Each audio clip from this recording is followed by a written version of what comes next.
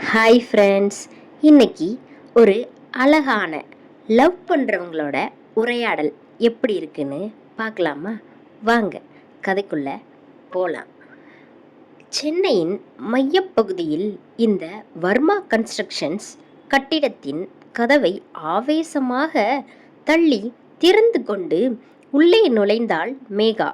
அங்கே தன் பிரம்மாண்டமான கேபினில் கண்ணாடி ஜன்னல் வழியே வெளியே மழை பெய்து கொண்டிருந்த மலையை பார்த்தபடி நின்றிருந்தான் கௌதம்.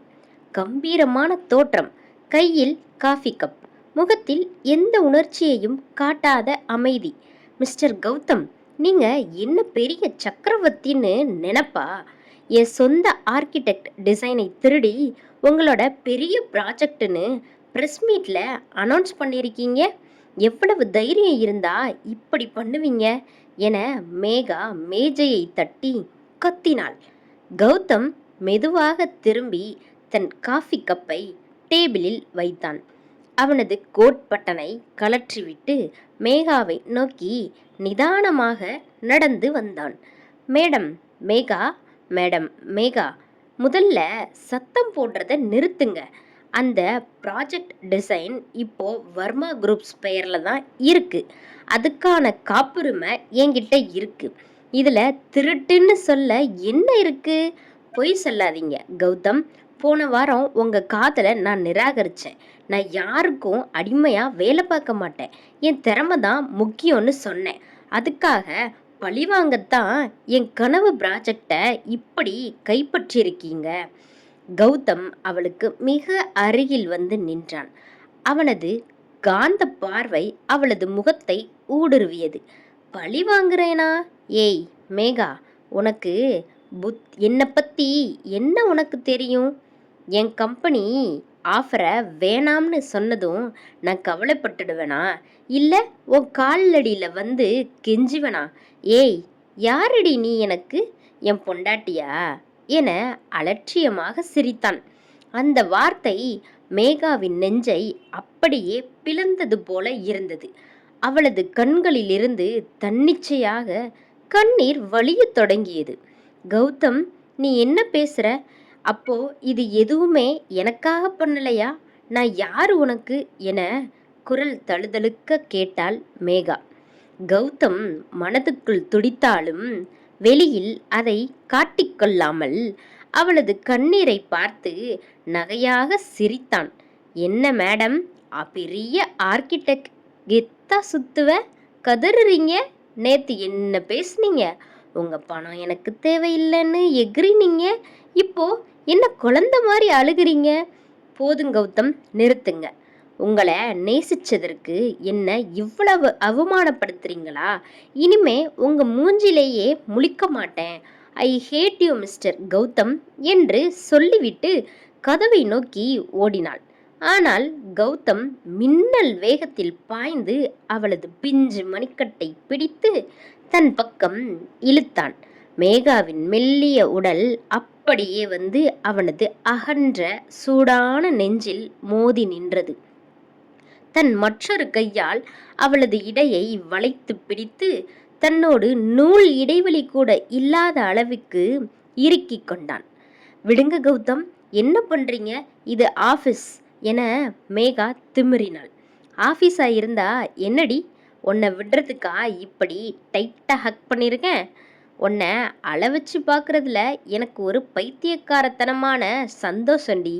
ஆனால் ஒன்று, என் மேலே உனக்கு எவ்வளவு காதல் இருக்குன்னு உன் கண்ணீர் சொல்லுதுடி என் ராட்சசி என்று கொஞ்சினான்.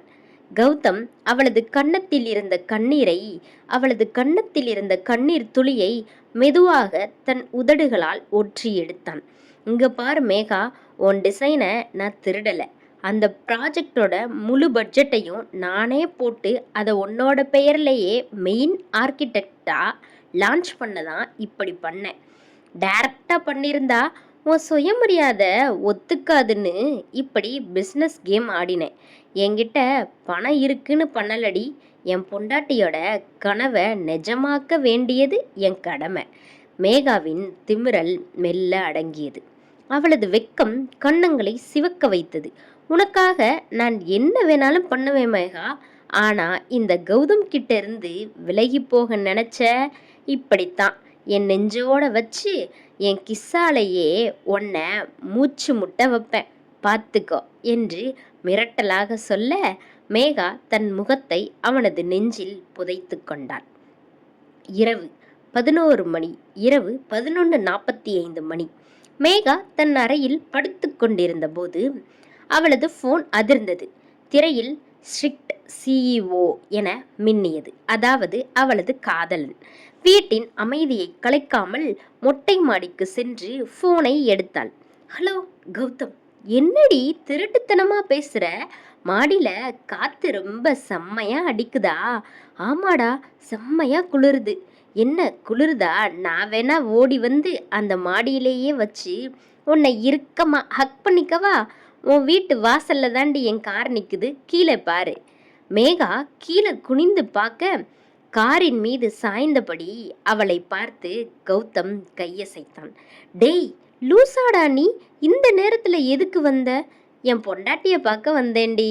நாளைக்கு நம்ம ப்ராஜெக்ட் லான்ச் ஃபங்க்ஷனுக்கு நீ மஞ்ச நிற பட்டு சேலை கட்டிட்டு வரணும், புரிஞ்சதா? என்னது சேலையா? அதெல்லாம் முடியாது, போடா. முடியாதா? நீ அடிக்கடி என் கனவுல மஞ்ச சேலையில தேவதை மாதிரி வருவடி. நேர்ல பார்க்கணும்னு ஆசையா இருக்கு. நீ வரலனா நான் இப்பவே மாடிக்கு ஏறி வருவேன் அப்படின்னு அவன் சொல்ல, அடாவடி பிடிச்ச ராட்சசண்டானி, அடாவடி பிடிச்ச ராட்சசண்டானி என்று சொல்லி வெக்கத்துடன் போனை துண்டித்தாள் மேகா. மறுநாள் மாலை பிரம்மாண்டமான ப்ராஜெக்ட் லான்ச் ஃபங்க்ஷன் நடைபெற்றது. கௌதம் நேவி ப்ளூ சூட்டில் கம்பீரமாக மேடையில் நின்றிருந்தான். அப்போது அரங்கத்தின் கதவு திறக்கப்பட மஞ்சள் நிற பட்டு சேலையில் பேரழகியாக நடந்து வந்தாள் மேகா. கௌதமின் கண்கள் அவளை கண்டதும் விரிந்தன. அவள் மேடையின் அருகே வந்ததும் கௌதம் மைக்கை பிடித்து கம்பீரமாக அறிவித்தான். இன்றைய சிறப்பு அறிவிப்பு. இந்த பிரம்மாண்டமான ப்ராஜெக்டின் முதன்மை ஆர்கிடெக்ட் மற்றும் என் வாழ்க்கையின் வருங்கால அதிகாரி, என்னுடைய மனைவி மேகாவை உங்கள் அனைவருக்கும் அறிமுகப்படுத்துவதில் பெருமைப்படுகிறேன். அரங்கமே கைதட்டலால் அதிர்ந்தது. மேகா ஆனந்த கண்ணீருடன் கௌதமை பார்த்தாள். கௌதம் மேடையை விட்டு இறங்கி வந்து அவளது கைகளை பற்றி தன் நெஞ்சோடு சேர்த்து கொண்டான். என் கனவுல வந்த மாதிரி நேர்ல வந்த என் தேவதையடி நீ என்று அவன் ரகசியம் பேச, மேகாவின் வெக்கம் அந்த பட்டு சேலையை விட அதிகமாக சிவந்தது.